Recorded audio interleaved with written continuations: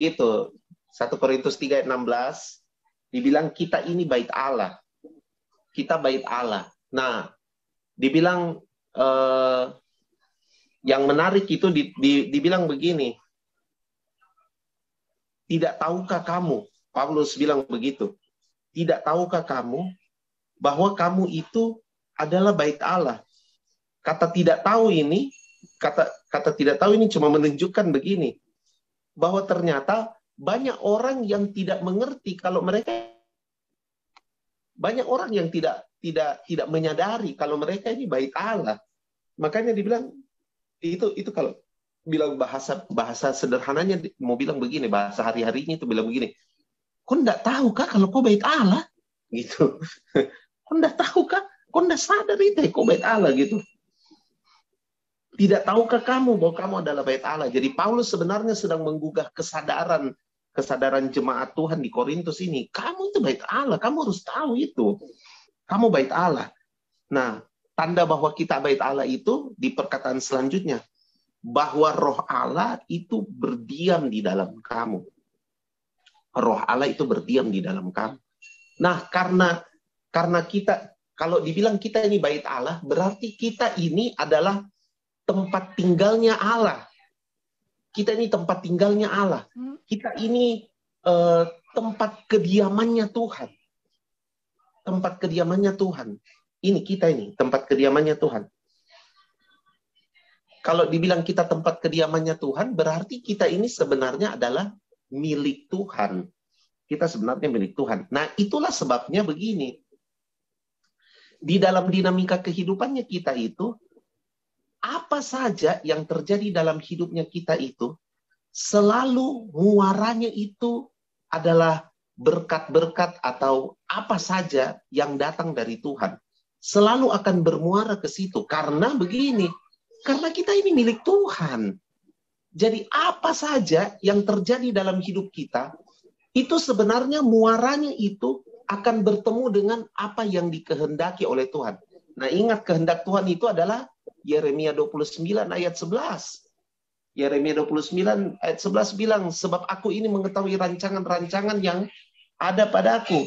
Bahwa rancangan-rancangan Tuhan itu dikatakan di ayat itu, Yeremia 29 ayat 11, dibilang apa? Rancangan-rancangan yang penuh dengan damai sejahtera.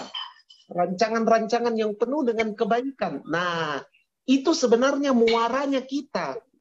Jadi apa saja yang kita alami dalam hidup ini, muaranya Tuhan itu buat hidup kita itu akan selalu ke Yeremia 29 ayat 11. Begitu.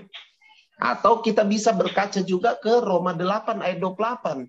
Kita tahu sekarang bahwa Allah turut bekerja dalam segala sesuatu untuk mendatangkan kebaikan. Jadi segala sesuatu itu untuk mendatangkan kebaikan bagi orang-orang yang mengasihi Dia. Itu yang tertulis kan di Roma 8 ayat 28. Nah, jadi kita harusnya tahu bahwa apa saja yang terjadi dalam hidupnya kita itu harusnya bermuara pada apa yang menjadi kehendak Tuhan. Apa yang menjadi kehendak Tuhan. Karena kita ini milik Tuhan.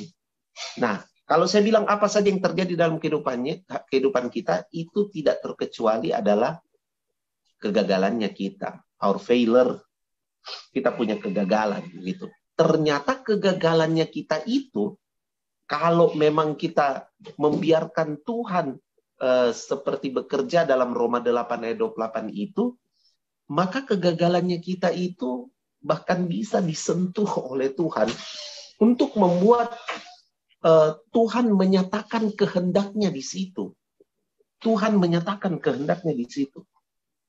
Nah, kita mesti buka dulu Roma 8 ayat 28 untuk lebih mengerti prinsipnya. Baru sebentar saya akan masuk ke kisah yang memperlihatkan pada saudara bagaimana Tuhan mendemonstrasikan hal tersebut.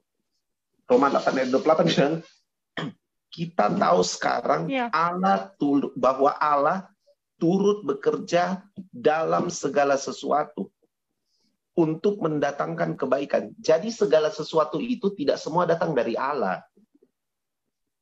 Coba baca lagi itu ayat. Segala sesuatu itu tidak semua datang dari Allah. Tidak semua segala sesuatu yang kita alami itu datang dari Allah. Ya, pandemi ini ya bukan dari Allah lah. Ini tidak datang dari Allah. Tapi dia bilang begini, dia turut bekerja. Dia turut bekerja untuk mendatangkan kebaikan. Jadi begini, misalnya orang beragenda buruk sama dirimu, orang merencanakan yang buruk sama dirimu, dan Tuhan tahu orang ini merencanakan hal buruk pada dirimu.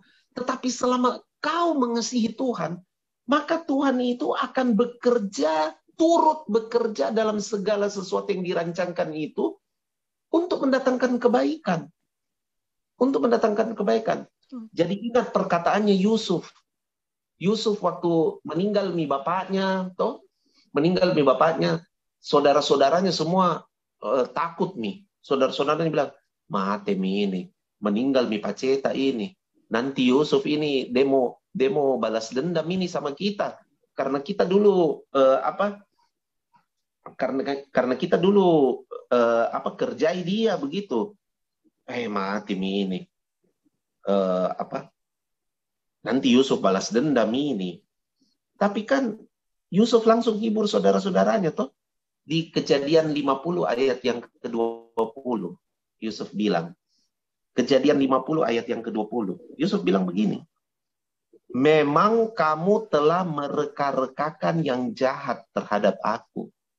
Yusuf bilang, kamu memang telah mereka-rekakan yang jahat terhadap aku. Tetapi Allah telah mereka-rekakannya untuk kebaikan. Lihat korelasinya di Roma 8 ayat 28.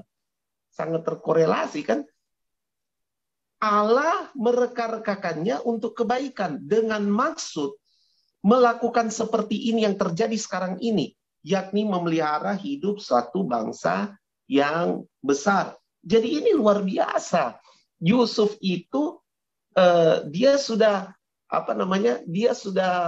mengeluarkan statement yang mirip dengan apa yang Paulus katakan di Roma 8 ayat 28.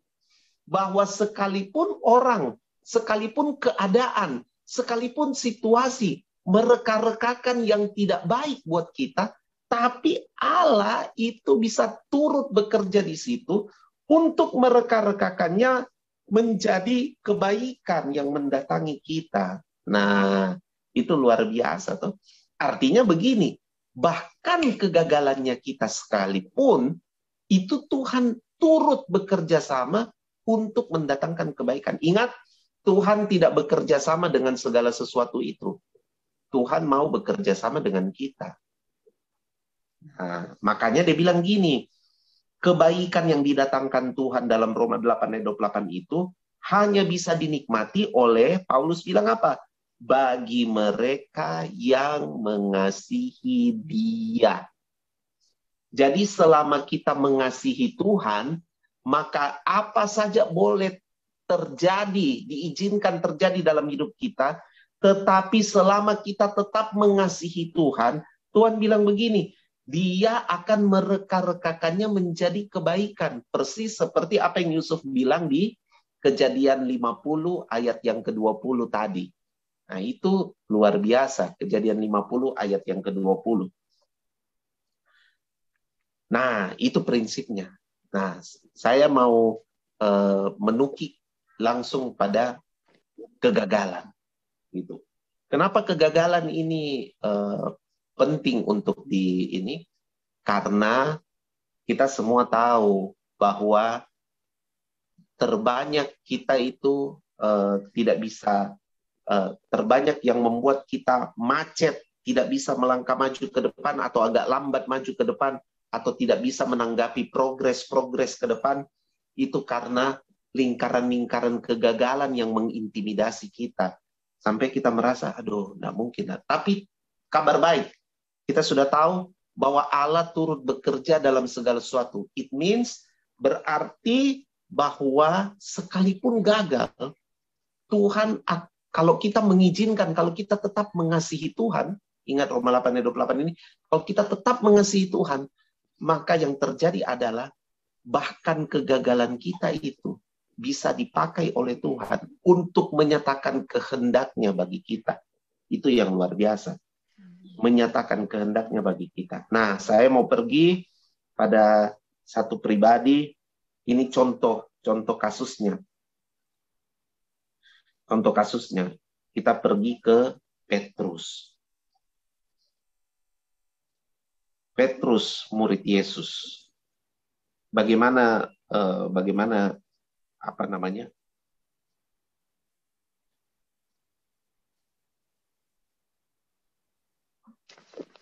Lukas pasal 5. Nah, kita mulai.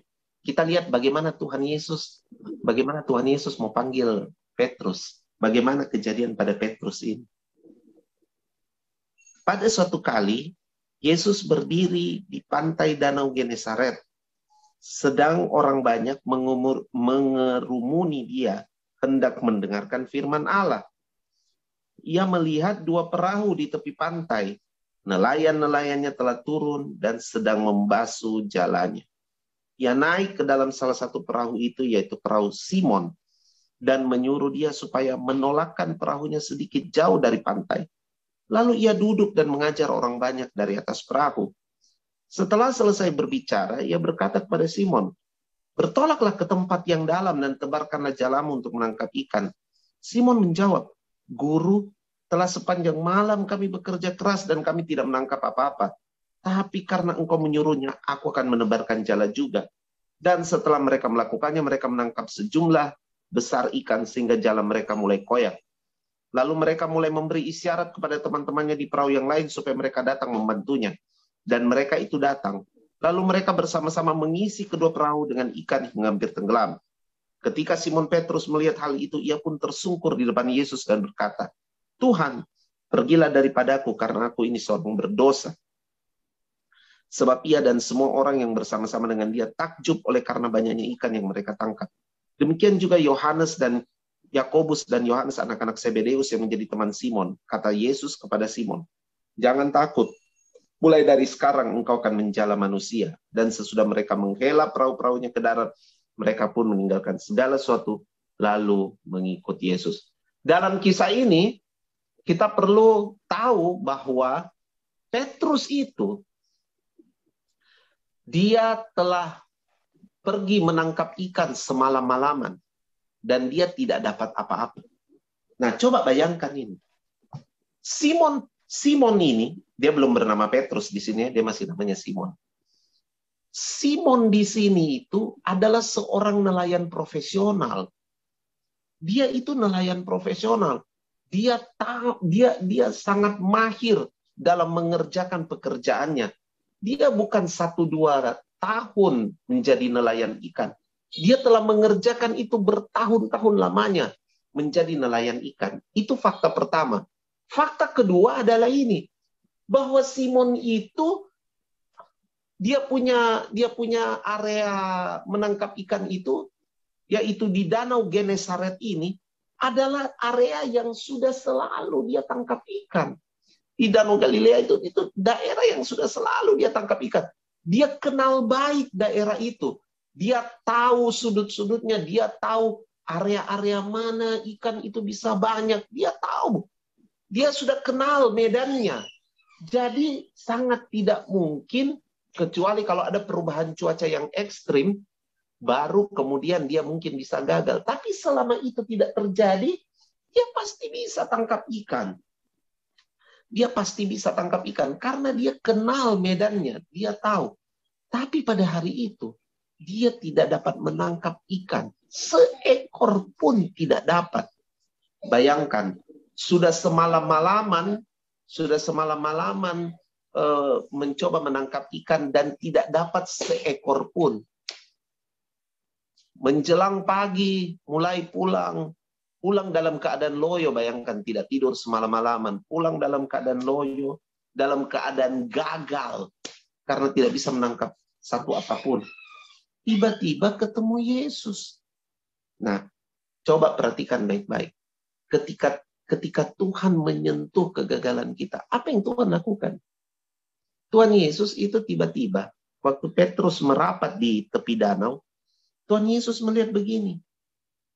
Dia minta perahunya Simon. Dia minta perahunya Simon. Boleh saya pinjam perahumu? Saya mau pakai itu perahumu untuk memberitakan firman Tuhan. Coba pikirkan ini baik-baik. Perahunya Simon itu adalah lambang kegagalan. Ya, toh? Perahu yang dia pakai semalam-malaman untuk menangkap ikan. Itu tidak menangkap seekor pun. Ini perahu yang merupakan lambang kegagalan daripada Simon. Perahu yang merupakan lambang kegagalan ini, yang dibawa Simon untuk menangkap ikan dan tidak bisa menangkap seekor pun. Perahu yang merupakan lambang kegagalan ini, itu Tuhan Yesus pinjam. Sini tuh perahumu, saya pinjam. Kalau di bagian fasa di kitab yang lain, di Matius, di Markus, itu Tuhan Yesus bilang, saya pinjam perahumu. Saya pinjam. Yesus pinjam perahunya. Mungkin Simon itu waktu Yesus mau pinjam perahunya, Simon mungkin pikir, pinjam aku deh, terserah nih kau. Jadi dia pinjam perahunya Simon. Dia pakai itu untuk apa? Dia pakai itu untuk memberitakan Injil Kerajaan Allah. Yesus memakai dari atas perahunya Simon itu. Yesus pakai itu untuk memberitakan Injil Kerajaan Allah. Wah, itu luar biasa. Bayangkan, Yesus menyentuh area kegagalan Simon. Perahu yang merupakan lambang kegagalan Simon semalam-malaman itu disentuh oleh Tuhan. Tapi bukan untuk membuat dia dari gagal kemudian jadi berhasil. Enggak. Lihat, pertama-tama kalau Tuhan mau menyentuh kita, menyentuh kegagalan kita, dia tidak akan dengan sekejap mengubahkan itu menjadi keberhasilan. Karena keberhasilan itu bukan intensi utama Tuhan dalam berhubungan dengan hidup kita. Bahwa kita pasti berhasil, iya. Tapi intensi utama Tuhan, ketertarikan utama Tuhan, niat utama Tuhan itu adalah ini. Bahwa kita harus menangkap apa yang menjadi kehendaknya, apa yang menjadi rencananya. Dan lihat apa yang dilakukan Yesus. Dari area kegagalannya Simon, yaitu perahunya itu. Yesus memakainya untuk memberitakan Injil Kerajaan Allah. Nah yang saya mau katakan sama kita itu begini. Bahwa dari area kegagalan kita itu, Yesus bisa pakai itu untuk menyatakan kehendak Allah. Untuk memberitakan Injil Kerajaan Allah. Bayangkan kegagalan kita itu bisa dipakai Tuhan bukan untuk kita saja, tetapi untuk memberitakan nama Tuhan bagi orang-orang lain. Itu kan luar biasa.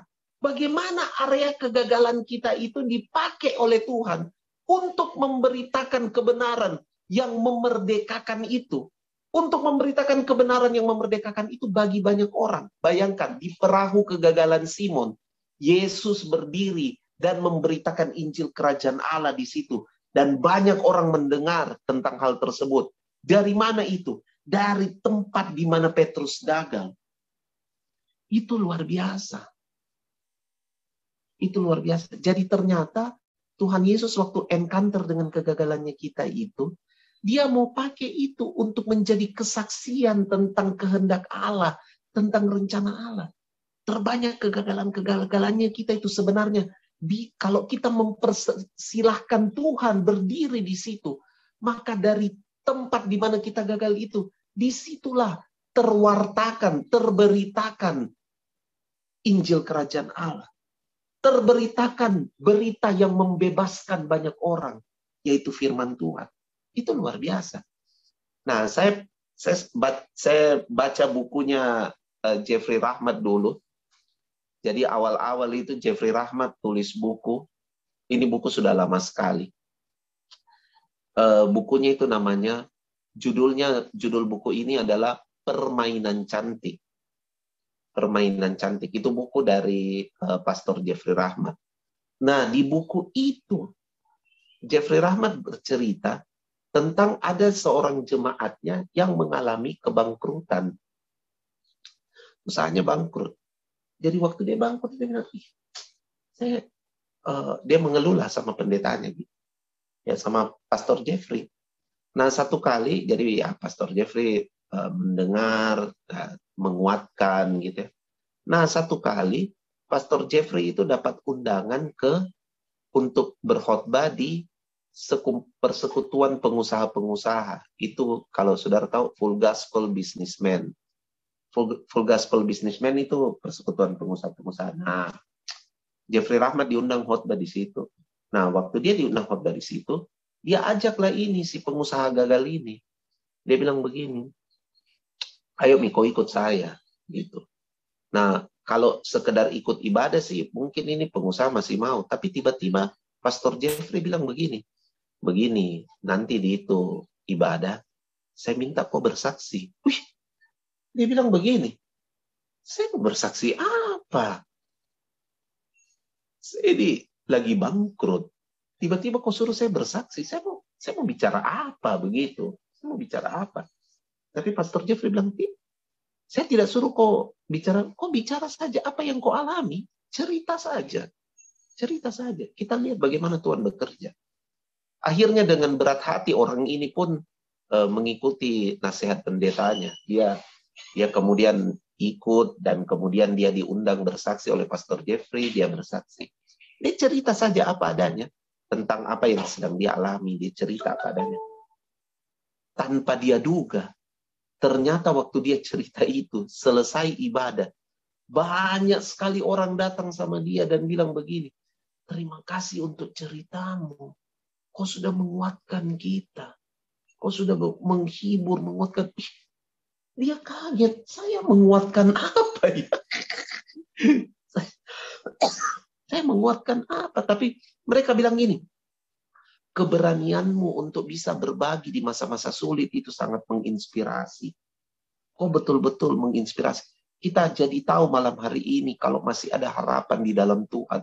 Wah, luar biasa. Jadi langsung dia berterima kasih sama Pastor Jeffrey. Dia bilang, wah, luar biasa. Ternyata saya bisa jadi berkat gitu.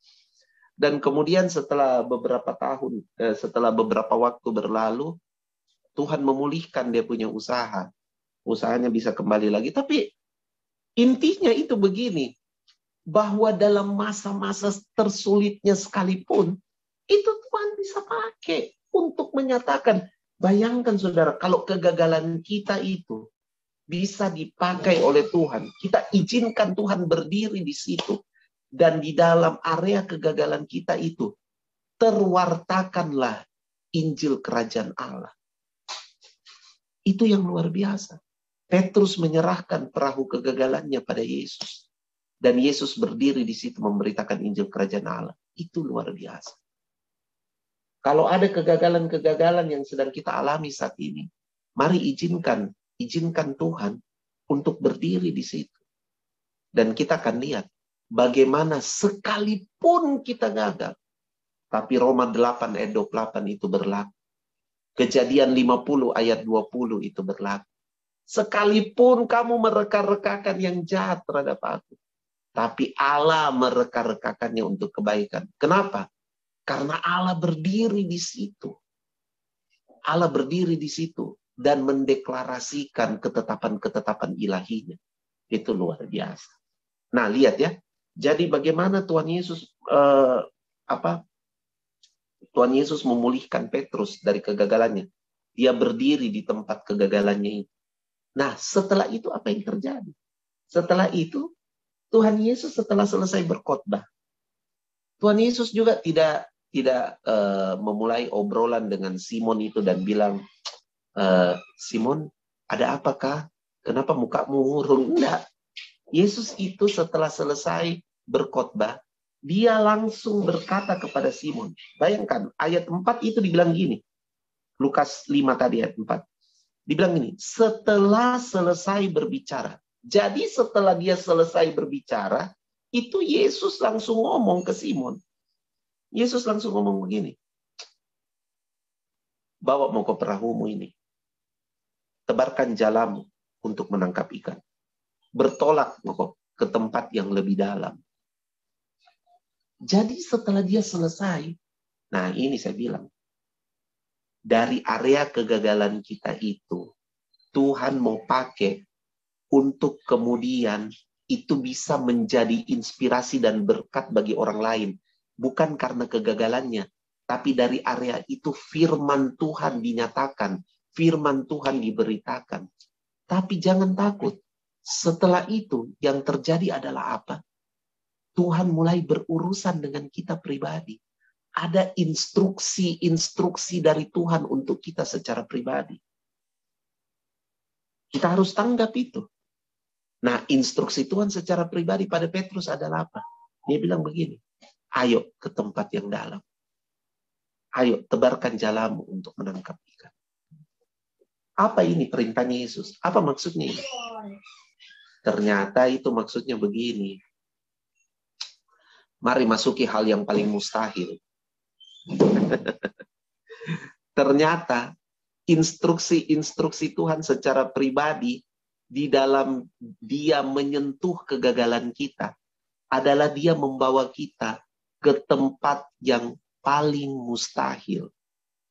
Kenapa saya bilang itu bertolak ke tempat yang dalam itu mustahil? Bertolak ke tempat dalam itu mustahil karena begini.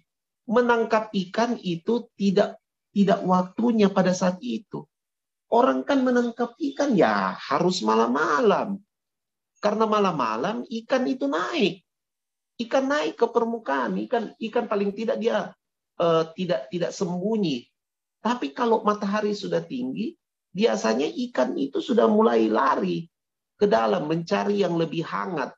Jadi dia tidak mau kena langsung, dia lari ke dalam begitu. Nah, makanya orang kalau mancing atau apa kebanyakan itu di malam hari kalau mau mendapat yang banyak gitu. Kalau cuma mendapat satu-satu bisa sih pergi mancing di lautan lepas begitu, dapat ikan-ikan besar bisa. Tapi untuk mendapat hasil yang signifikan ya harus malam-malam. Makanya Simon itu jawab ayat 5. Coba lihat itu jawabannya Simon. Jawabannya Simon di ayat 5 itu dia bilang gini. Itu seakan-akan dia mau kasih tahu sama ini Yesus. Dia mau bilang begini. Dede, apa kau tahu kan itu tentang menangkap ikan? Coba lihat itu jawabannya Simon. Simon bilang gini. Guru, telah sepanjang malam kami bekerja keras. Jadi dia mau kasih tahu sebenarnya sama Yesus. Guru, with all the respect, waktu menangkap ikan itu bukan sekarang, kasihan. Bukan. Jadi dia tekankan sekali itu. Sudah semalam-malaman saya pergi tangkap. Nah, jadi dia mau bilang, waktu menangkap ikan itu semalam-malaman itu, guru. Kalau sekarang tidak bisa. Tidak mungkin. Jadi istilahnya dia mau menggurui ini Tuhan Yesus. Sudah sepanjang malam kasihan saya buat ini. Tapi kami tidak dapat apa-apa. Kami tidak dapat apa-apa. Berapa banyak dari kita yang ketika menerima instruksi firman Tuhan buat kita secara pribadi, ketika kita merasa bahwa itu bertentangan dengan apa yang kita tahu, kemudian kita merasa bahwa itu sangat mustahil untuk bisa terjadi atau dilakukan, kita kemudian berkata seperti Simon ini, kita kemudian mulai menggurui Tuhan. Kau tidak tahu keadaanku Tuhan. Kau tidak tahu, saya kan begini. Mana kau mengerti lah. Kau kan cuma diam-diam di sorga, kau tidak tahu apa-apa lah. Kau itu begini, mana kau tahu kan kau tidak tahu apa-apa. Iya, kita suka begitu. Itu mirip seperti kisah di Yohanes pasal ke-5 kan, kalau tidak salah. Kisah tentang orang di kolam Bethesda. Kisah tentang orang di kolam Bethesda itu. Coba buka itu, Yohanes pasal 5. Di Yohanes pasal 5 itu ayat yang ke-6 bagian terakhir. Tuhan Yesus datang ke orang itu. Lalu Tuhan Yesus bilang, maukah engkau sembuh? Tuhan Yesus tanya begitu. Coba lihat jawabannya itu orang. Jawabannya itu orang tidak simpel. Mirip kayak kita. Karena dia rasa begini. Ini sembuh ini adalah area kemustahilan. Jadi dia jawab sama Tuhan. Dia bilang begini. Tidak ada orang yang kasih turun saya di kolam itu. Dia bilang semua kendala-kendalanya. Sama kayak Petrus kan. Waktu Tuhan bilang, ayo kita bertolak ke tempat yang dalam. Dia bilang apa? Ini kita sudah semalam-malaman ini kau. Tidak bisa. Tidak ada kita tangkap. Memang begitu. Kemanusiaan kita pada saat menangkap kemustahilan, kita akan bilang, tidak bisa. Tidak bisa. Berapa banyak kali hati nurani kita bicara sama kita. Dan itu adalah instruksi dari Tuhan. Tapi kita selalu bilang, tidak bisa. Saya ingat dulu waktu saya sekolah Alkitab, terus tiba-tiba kita itu dapat pelajaran tentang hati Bapa. Di pelajaran hati Bapa itu kemudian saya ingat sekali itu. Saya dikasih tahu dalam hati, dibilang gini, kau itu harus mengampuni bapakmu. Kau harus mengampuni bapakmu. Mau tahu tanggapan saya tentang itu, suara hatinya saya, tentang suara Roh Kudus dalam hati saya. Saya langsung bilang gini, kau kan juga tidak tahu apa yang Pak Ceko itu begini. Pak Ceko punya salah sama saya. Dia ampuni sih ampuni, tapi kan dia juga harus mengerti bahwa saya juga ini terluka. Kita begitu, kita suka kita suka, aduh, sama dulu saya mau mendamaikan suami istri yang lagi bertengkar. Itu bicara sama keduanya, baik suami maupun istri. Saya cuma tanya sama mereka, pertanyaannya saya sederhana sekali. Saya cuma tanya begini, jadi kalian mau berdamai? Tahu enggak jawabannya mereka? Jawabannya mereka itu adalah mereka kasih tahu kendala-kendala perdamaian. Kalau dia itu orangnya begini, jadi dia itu harus berubah dulu. Dia begini. Dua-dua itu jawabannya kelihatan berbeda, tapi prinsipnya sama. Sama-sama merasa perdamaian itu mustahil. Kalau dia tidak bisa itu. Kita hidup begitu, Pak. Kita begini. Saya kan cuma tanya, kamu mau berdamai atau tidak? Jawab ya dulu atau tidak. Itu bukan memberitahukan kendala-kendala perdamaian. Tidak selesai. Karena dunia yang kita hidupi ini penuh dengan kendala. Terimalah itu. Ya kan? Tapi kendala-kendala itu justru menjadikan kita lebih kreatif, lebih berjuang. Bukan untuk disungut-sunguti. Nah, tapi kan kita begitu. Waktu Tuhan mau ajak kita masuk pada area kemustahilan. Nah, lihat ini baik. Caranya Tuhan menyembuhkan kegagalan kita adalah dia memberikan kita instruksi secara pribadi untuk memasuki area yang menurut kita itu mustahil. Tapi dia mau bawa kita ke situ. Ingat Mazmur 23 enggak? Mazmur 23 bilang apa? Sekalipun aku berjalan dalam lembah kekelaman. Itu lembah kekelaman itu, dalam terjemahan lainnya itu dibilang apa? Lembah bayang-bayang maut. Aduh, itu sudah mirip dengan keadaan pandemi itu, lembah bayang-bayang maut.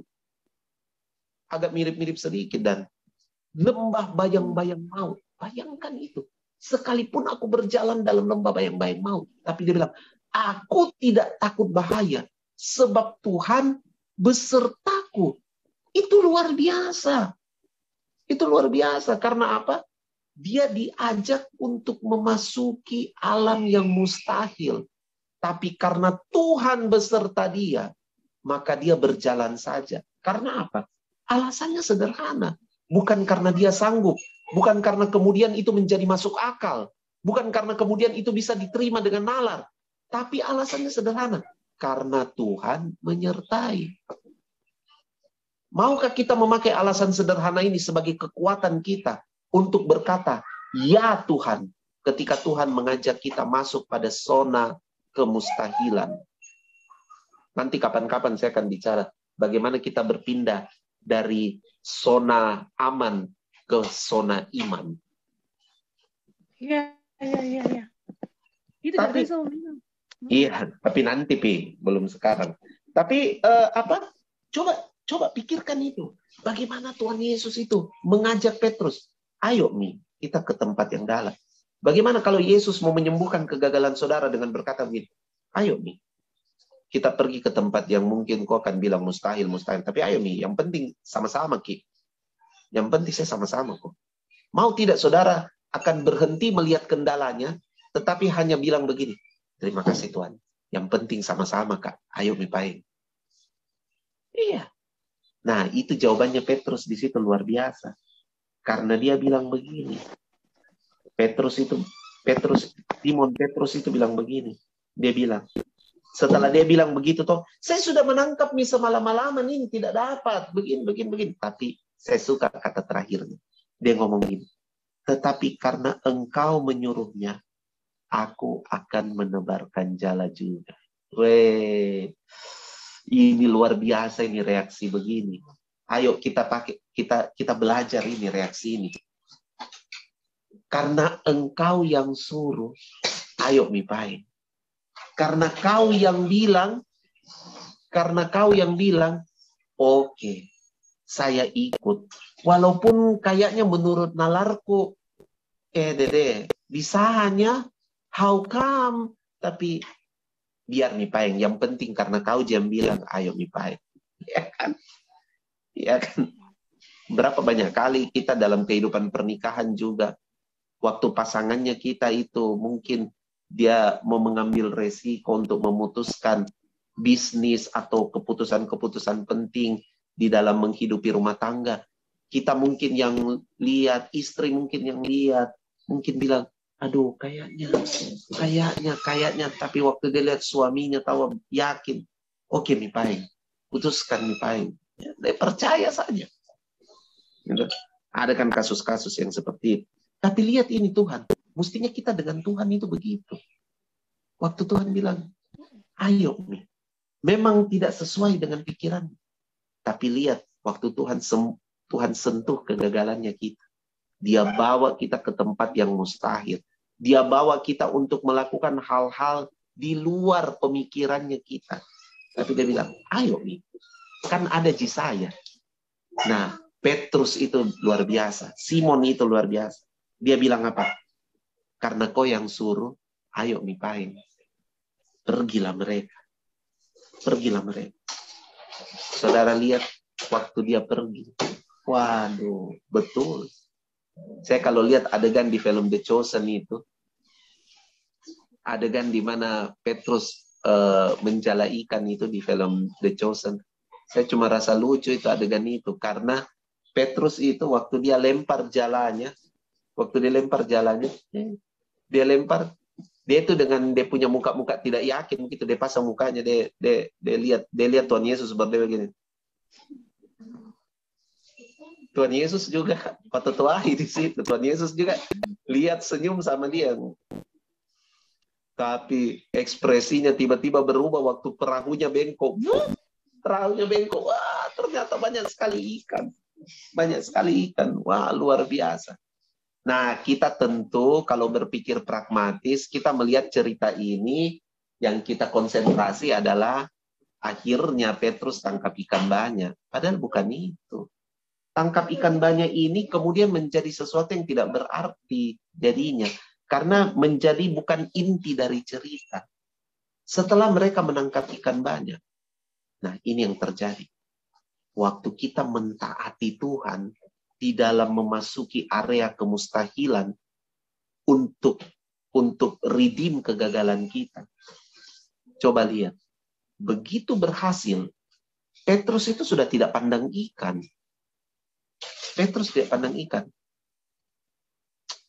Bos, waktu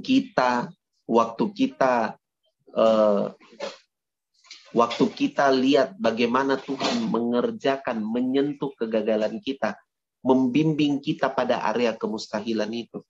Dan kemudian kita lihat hasilnya begitu luar biasa. Kita sudah tidak terkonsentrasi lagi pada hasilnya itu. Kita kemudian penuh dengan sebuah kesadaran diri.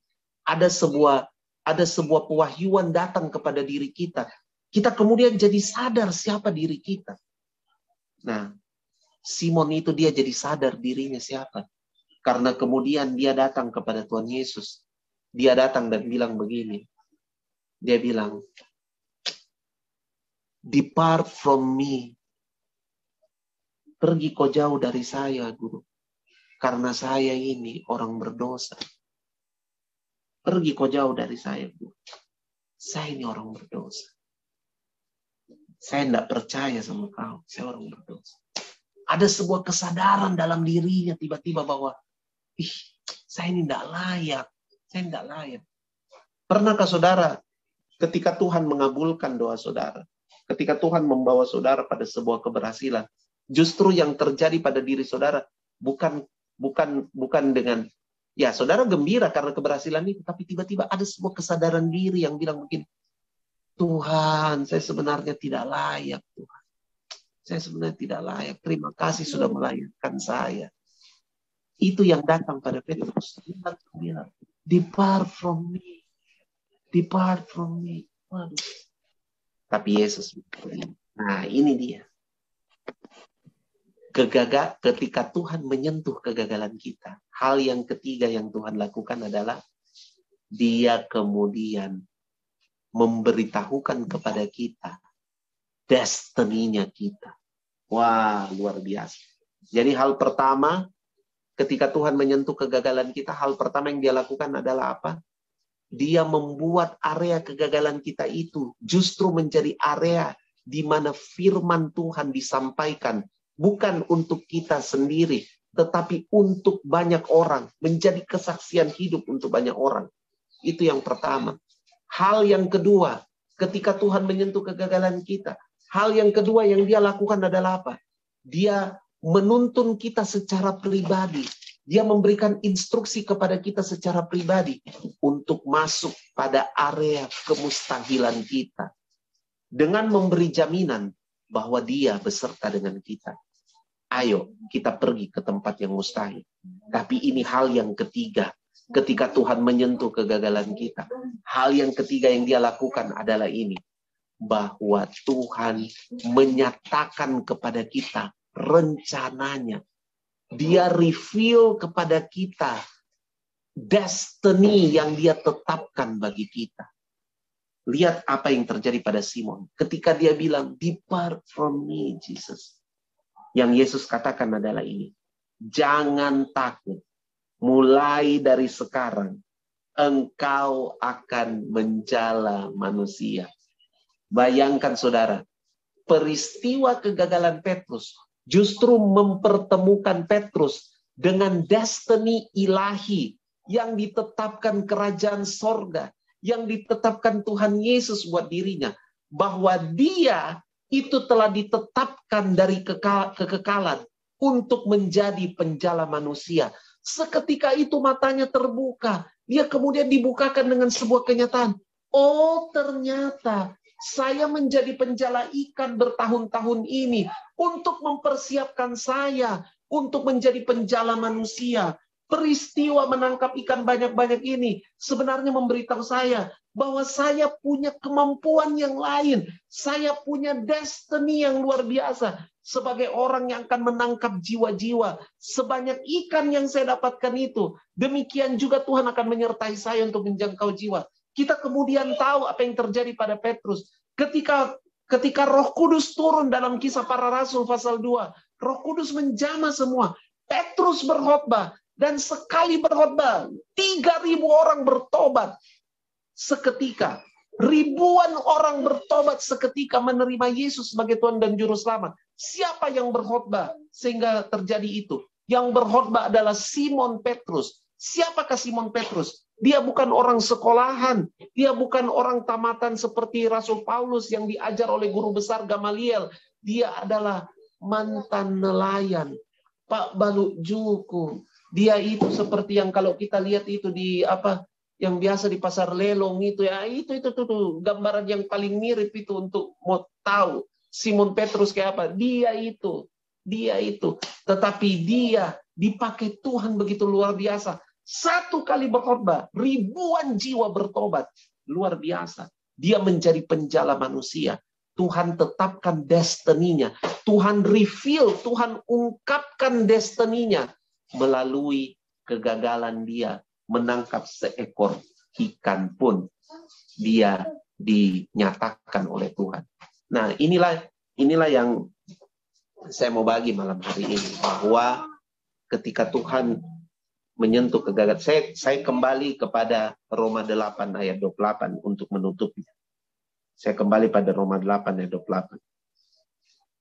Ingat saudara, bahwa segala sesuatu itu dipakai Tuhan untuk mendatangkan. Tuhan turut bekerja di situ untuk mendatangkan kebaikan bagi orang yang mengasihi Dia. Nah, saya tutup dengan bilang ini. Orang yang mengasihi Dia itu didefinisikan lagi oleh Rasul Paulus. Dibilang begini, orang yang mengasihi Dia itu yaitu mereka yang terpanggil sesuai dengan rencana Allah. Apa tanda kamu mengasihi Tuhan? Tanda kamu mengasihi Tuhan adalah ini, bahwa kamu terpanggil. Nah, terpanggil itu berarti inisiatif kan? Kalau dipanggil itu by order, perintah, ya kan? Saya dipanggil oleh Yasmin. Yasmin panggil saya. Padahal karena Yasmin panggil, saya datang. Akan sangat berbeda kalau kemudian Titin tanpa dipanggil oleh Yasmin, tapi Titin datang sendiri sama Yasmin. Titin tanpa diminta bantuan oleh Yasmin, Titin tiba-tiba bilang sama Yasmin, ada yang bisa saya bantu. Nah, itu terpanggil. Itu terpanggil. Nah, terpanggil itu berarti bicara apa? Inisiatif. Inisiatif. Nah, berarti orang yang mengasihi Dia menurut Roma 8 ayat 28 ini, kalau saya mau baca dengan kata tadi, saya bilang, orang yang mengasihi Dia itu adalah mereka yang berinisiatif. Mereka yang berinisiatif. Nah, ada kata sesuai di situ. Sesuai dengan rencana Allah. Apa itu artinya sesuai? Sesuai itu berarti apa? Dicocokkan. Disinkronkan. Dicocokkan. Disinkronkan. Itu sesuai. Jadi kalau saya mau baca ayat itu, saya bisa bilang gini. Orang yang mengasihi Tuhan itu adalah mereka yang berinisiatif untuk dicocokkan dengan apa saja yang Tuhan mau. Dengan rencana Allah itu artinya apa? Apa saja yang Tuhan kehendaki. Jadi orang yang mengasihi Dia itu adalah orang yang berinisiatif untuk selalu dicocokkan dengan apa saja yang menjadi kehendak Tuhan. Jadi, untuk membuat bagaimana segala sesuatu di sini termasuk kegagalan kita. Secara spesifik kegagalan kita. Bagaimana kegagalan kita ini kemudian kita justru bisa menemukan 3 hal tadi. Bahwa di dalam kegagalan itu tiba-tiba Tuhan memakainya untuk menyatakan kebenarannya bagi banyak orang. Dan yang kedua, di area kegagalan itu Tuhan memberikan instruksi bagi kita untuk masuk pada area kemustahilan dan menyertai kita di sana. Dan hal yang ketiga, Tuhan menyatakan kepada kita apa yang menjadi destiny ilahi Tuhan bagi diri kita. Untuk membuat ketiga hal ini terjadi, kita harus belajar terus-menerus. Manakala kita mengalami kegagalan, kita harus belajar terus-menerus untuk tersedia, dicocokkan dengan apa saja yang Tuhan kehendaki. Ingat jawaban Petrus, waktu dia tersedia untuk dicocokkan dengan apa saja yang Tuhan kehendaki. Sekalipun dia rasa itu mustahil, tapi dia berkata kepada Tuhan Yesus, ya, karena Engkau yang suruh, saya akan pergi. Ya, itu tanda bahwa Petrus mau berinisiatif, disesuaikan, diselaraskan dengan apa yang menjadi kehendak Tuhan. Ya, saya rasa itu ini malam itu saja yang saya mau bagikan malam hari ini. Terima kasih. Kalau ada yang saya serahkan selanjutnya siapa?